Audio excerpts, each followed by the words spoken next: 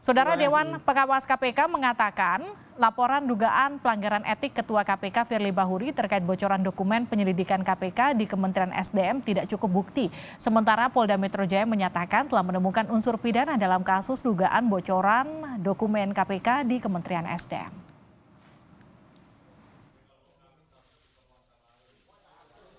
Ketua KPK Firly Bahuri lolos dari kasus etik terkait dugaan kebocoran dokumen penyelidikan KPK di Kementerian ESDM. Dewan Pengawas KPK menyimpulkan tidak cukup bukti atas laporan dugaan pelanggaran kode etik Ketua KPK Firly Bahuri terkait kebocoran dokumen KPK di Kementerian ESDM. Karena tidak cukup bukti, laporan tersebut tidak dapat dilanjutkan ke sidang etik.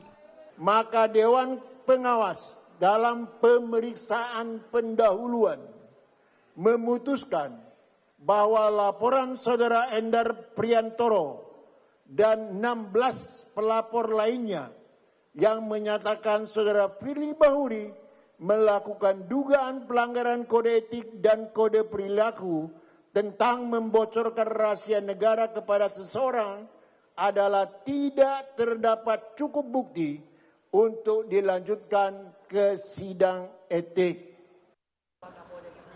Sementara itu, Polda Metro Jaya telah menaikkan status pengusutan dugaan kebocoran dokumen penyelidikan KPK di Kementerian ESDM ke tahap penyidikan. Kapolda Metro Jaya Irjen Karyoto menyatakan telah menemukan unsur pidana dalam kasus ini. Soal tersangka dalam kasus ini, mantan Deputi Penindakan KPK ini meminta semua pihak untuk menunggu hasil penyidikan polisi. Dari laporan yang kami kumpulkan, kalau tidak salah lebih dari 10 laporan tentang kebocoran informasi di ESDM. Ya kebetulan pada saat itu saya masih menjabat deputi di situ, sehingga sedikit banyak saya tahu tentang itu. Ya memang setelah dilakukan pemeriksaan awal, ada beberapa pihak-pihak yang diklarifikasi, yang diklarifikasi, kami memang sudah menemukan adanya peristiwa pidana. Buktinya apa? Bahwa ada informasi yang kita dapatkan yang ternyata informasi itu masih dalam proses penyelidikan di KPK, ada di pihak-pihak yang sedang menjadi target-target daripada penyelidikan itu. Ya. Artinya barang yang tadinya rahasia menjadi tidak rahasia ketika sudah dipegang oleh pihak-pihak yang menjadi objek penyelidikan. Sudah ada unsur pidana yang ditemukan ya dalam laporan ini. Artinya sebentar lagi ada peristiwa pidana. Ya. Artinya sebentar lagi akan ada seseorang yang ditetapkan sebagai tersangka dalam laporan ini. Ya tunggu saja. Karena itu sifatnya nanti kami mendapatkan laporan dari direktur dengan satgas yang sudah dibentuk kemarin untuk menangani perkara ini. Karena ini kami anggap perkara yang cukup menyita perhatian karena pelapornya banyak sekali. Kan kami bertanggungjawaban kepada pelapor harus bicara apa? Apakah nanti ditemukan tersangkanya atau tidak, itu urusan nanti belakangan. Yang jelas peristiwanya ada. Kasus dugaan kebocoran dokumen KPK terungkap saat penyidik KPK menggeledah kantor Kementerian ESDM pada 27 Maret lalu. Di ruang kerja Kepala Biro Hukum Kementerian ESDM, M. Idris Sihite, tim KPK menemukan dokumen yang mirip dengan hasil penyelidikan KPK dalam perkara dugaan korupsi izin ekspor barang tambang. Tim Liputan, Kompas TV. Saudara, tak cukup bukti Dewas KPK tak lanjutkan sidang etik Ketua KPK Firly Bahuri terkait dugaan kebocoran dokumen penyelidikan KPK di SDM. Sementara Polda Metro Jaya menemukan adanya peristiwa pidana di kasus ini. Kita akan dalami kasus ini bersama Wakil Ketua KPK periode 2015-2019 Pak Saud Situmorang. Pak Saud, selamat malam. Selamat malam. Kita juga akan sapa peneliti Pukat UGM Zainur Rohman. Selamat malam Pak Zainur. Selamat malam, Mbak. Kita sebelumnya sudah berupaya mengundang pihak dari Dewas KPK, namun belum ada respon. Saya mau langsung ke Pukat dulu, Pak Zainur ya. Pak Zainur, di Dewas ini nggak cukup bukti, tapi Polda menegaskan adanya peristiwa pidana. Kalau Anda melihat kasus ini seperti apa, Pak Zainur? Iya, untuk Dewas memang sejak awal saya sendiri tidak terlalu optimis ya. Kenapa? Karena dalam berbagai dugaan pelanggaran etik sebelumnya, Dewas tidak menunjukkan sikap yang tegas dan jelas. Misalnya dugaan pelanggaran etik yang dilakukan oleh Lili Pintauli Siregar, yang itu adalah menjalin hubungan komunikasi dengan pihak yang berperkara ternyata hanya disanksi sedang. Itu menunjukkan tidak tegas. Juga dalam kasus fasilitas helikopter yang dijatuhkan kepada Firly Bahuri juga tidak tegas. Nah, sekarang kita melihat ada proses pidana yang berjalan di Polda Metro Jaya. Ketika Polda Metro menaikkan statusnya menjadi penyidikan, berarti Polda Metro meyakini telah terjadi tindak pidana. Kemudian Polda Metro akan menindaklanjutinya dengan mencari alat bukti dan menetapkan tersangka. Oke. Menurut saya sih sangat jelas ya, ketika berkas terkait dengan perkara dikuasai oleh pihak yang sedang berperkara secara tidak sah. Itu kan berarti ada kebocoran. Ya. Setidak-tidaknya kebocoran ini yang pertama bisa dijerat dengan pasal 21 Undang-Undang Tipikor, yaitu merintangi penyidikan atau obstruction of justice. Yang kedua, jika ini berasal dari pimpinan KPK, artinya pimpinan KPK menjalin komunikasi dengan pihak yang berperkara. Ini bisa dijerat dengan pasal 36 Undang-Undang KPK, di mana pimpinan KPK dilarang menjalin hubungan dalam bentuk apapun dengan pihak yang berperkara, diancam dengan ancaman 5 tahun sesuai dengan pasal 65 Undang-Undang KPK, Mbak. Jadi saya melihat ini adalah satu peristiwa yang sangat serius, ada kebocoran data perkara di KPK. Akibat dari kebocoran ini sangat serius. Pertama, saya pikir ini bisa menggagalkan penyidikan. Kenapa? Karena kalau informasinya bocor dan diketahui oleh pihak yang berperkara, maka pihak-pihak tersebut bisa menghilangkan alat bukti, mempengaruhi saksi-saksi, atau bahkan melarikan diri. Saya ke Pak Saud. Pak Saud, sebagai mantan pimpinan KPK, sejumlah pihak menilai Dewas ini tuh melempem begitu. Tidak ada daya cengkramnya untuk mengawasi internal kinerja di KPK. Bagaimana Anda melihat ini? Ya, coba aja lihat alasannya mengatakan bahwa berita kebocoran itu bukan apa namanya, tidak bisa dibuktikan ya katanya ya.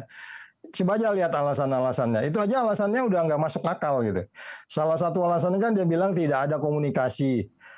Namanya komunikasi itu mesti ada sadapan telepon apa? Ada berita di WA berdua dari pimpinannya. Yuk kita ketemu. Apa mesti kayak gitu? Itu satu. Terus alasan berikutnya juga itu ada berapa, paling nggak 3-4 alasan itu yang menurut saya itu nggak harusnya keluar dari seorang yang punya logika nalar hukum yang tinggi. Iya kan, sehingga kemudian mereka menyimpulkan tidak ada peristiwa pidananya di situ dalam kebocoran itu. Dan pada bagian akhir juga dia menyebutkan bahwa kebocoran itu tidak apa namanya disebutnya itu tidak bisa dibuktikan gitu loh. Yang kemudian jadi pertanyaan saya gini Pak, ketika sudah banyak pertanyaan yang masuk, yang kemudian mempertanyakan setiap keputusan yang diambil oleh Dewas KPK dari beberapa kasus yang terjadi, kemudian saat ini disebutkan tak cukup bukti atau dikatakan tak meyakinkan adanya pelanggaran etik yang dilakukan Ketua KPK, memang bukti seperti apa Pak yang dibutuhkan Pak? Makanya saya bingung. Pada bagian lain kan dalam konferensi persnya dia bilang dia mengakui rekaman video itu. Itu rekaman video itu kan valid banget.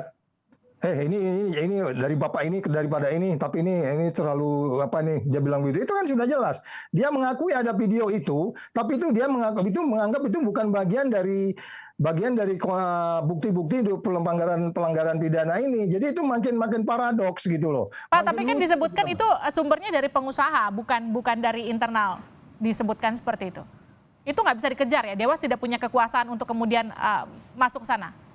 Iya enggak, itu kan pembenaran aja. Dewas itu kan digaji untuk mengawasin mulai dari OB sampai pimpinannya. Semua yang kaitan dengan resource KPK itu di bawah pengawasannya Dewas. Mulai dari paling bawah sampai paling atas. Sehingga kalau kita kemudian mengatakan itu bukan dari siapapun, iya kan, tapi pada bagian lain bukan dari maksudnya pimpinan, tapi pada bagian lain ada bukti. Itu kan nggak kita punya bukti dari siapa. Dari pengusaha juga itu nggak ada bukti. Yang ada bukti adalah disebutkan dan itu terekam dalam video bahwa itu dari pimpinannya, dari atasannya, dari Pak F. Dan dia bilang begitu kan? Oke, saya ke Pak Zainur. Pak Zainur, kalau kesimpulan Dewas ini tidak ada pelanggaran etik, apakah kemudian ini berpengaruh atau tidak akan berpengaruh ke penyidikan kepolisian nanti? Ya, saya pikir penyidikan itu terpisah dengan proses etik di Dewas ya. Kalau penyidikan ini berhasil untuk menyeret para pelaku pelaku kebocoran yang bisa dijerat dengan obstruction of justice atau juga pasal 36 Undang-Undang KPK, maka menurut saya ini adalah tamparan keras kepada Dewan Pengawas yang bahkan untuk sekadar menegakkan di level etik saja gagal. Saya masih optimis bahwa Polda Metro akan sungguh-sungguh. Kenapa? Karena kita tahu bahwa Kapolda Metro Jaya adalah ex Deputi Penindakan KPK, jadi sangat mengetahui kasus tersebut dan saya percaya beliau punya komitmen untuk membuat terang semua perkara kebocoran ini, bahkan sudah menaikkannya ke tahap penyidikan. Ini tinggal melanjutkan mengumpulkan alat bukti dan menetapkan tersangkanya. Nah, saya berharap Dewan Pengawas membuka diri, ya, tidak tertutup kemungkinan Dewan Pengawas membuka kembali proses untuk mengusut etiknya. Bahkan sekarang misalnya ada Oke. informasi Dewan Pengawas akan melakukan persidangan etik untuk Johanis Tanak terkait dengan chat dengan Direktur Hukum di Kementerian SDM. Artinya sebenarnya Dewan Pengawas bisa-bisa saja untuk terus ya menindaklanjuti dugaan pelanggaran etik itu dari awal hingga akhir dibuka semua. Nah, tetapi kan kita tahu ya, ini perkara tidak sekadar Johanis Tanak diduga berkomunikasi dengan Direktur Hukum di SDM. Yang lebih serius adalah pembocoran data ya berupa berkas pemeriksaan terkait dengan perkara di Kementerian SDM yang menurut keterangan dari salah satu pihak di internal Kementerian SDM itu dalam video dikatakan itu berasal dari Pak F gitu ya. Itu bukan Pak J begitu ya. Sehingga ya seharusnya Dewan Pengawas tidak mudah begitu saja untuk percaya kepada informasi yang mengatakan sekarang itu berasal dari pengusaha. Pun kalau itu dari pengusaha, pengusahanya dapat dari siapa? Apakah ini dapat dari pihak luar? Tidak mungkin. Ini pasti dari internal KPK. Karena itu adalah informasi pro justisia yang hanya bisa diakses oleh internal KPK dengan level jabatan tertentu atau pihak lain misalnya para penyidik, Mbak. Artinya gini, kalau memang ada kemungkinan pelapor mengajukan lagi bukti-bukti baru ke Dewas, kasus ini bisa kemudian diselidiki lebih lanjut begitu ya Pak Zainur? Saya tidak terlalu optimis dengan Dewan Pengawas. Kalau proses pidananya di Polda Metro lancar dan berlanjut ke proses penuntutan hingga sampai putusan persidangan, nanti putusan pengadilan tersebut mau tidak mau wajib diikuti oleh proses penegakan etik oleh Dewas. Jadi Dewas terima matang, putusan pengadilan dijadikan sebagai dasar untuk penjatuhan etik. Tetapi itu kan kemudian seakan-akan Dewas tidak bekerja. Dewas harusnya ya sejak awal bekerja secara terpisah dengan proses penegakan hukum pidana untuk mencari siapa pelaku pembocoran ya dan apakah benar informasi yang disampaikan oleh orang yang ada di dalam video bahwa beliau mendapatkan informasi itu dokumen tersebut dari F. Itu yang sebenarnya ingin kita ketahui, Mbak. Saya ke Pak Saud terakhir. Pak Saud, ini kalau kasusnya bergulir di ranah pidana di Polda Metro Jaya, ketika kemudian sudah selesai kasusnya, artinya etiknya akan bisa dibuka lagi?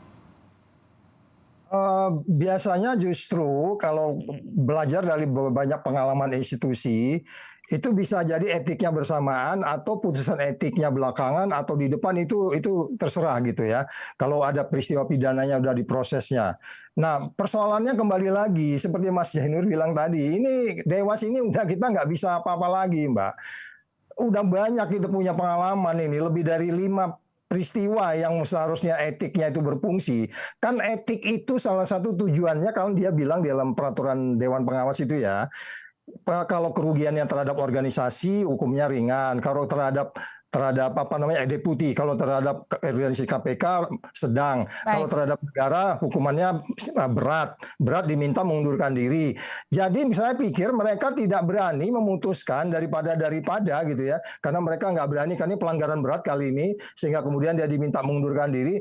Ini Dewas ini nggak punya posisi yang seperti itu Mbak, jadi kita nggak bisa berharap apa-apa. Jadi mereka beraninya hanya ngejar-ngejar orang yang di rutan-rutan itu yang katanya ada MM gitu ya. Jadi tumpul ke atasnya tajam ke bawah gitu, masih seputar itulah Mbak. Bahkan mereka katakan mereka proaktif. Iya, terhadap yang di bawah-bawah penjaga tahanan dia proaktif, terhadap yang di atas nggak proaktif, nunggu laporan sampai 16 institusi gitu. Jadi udahlah Mbak, ini penuh paradoks ini Dewan Pengawas ini.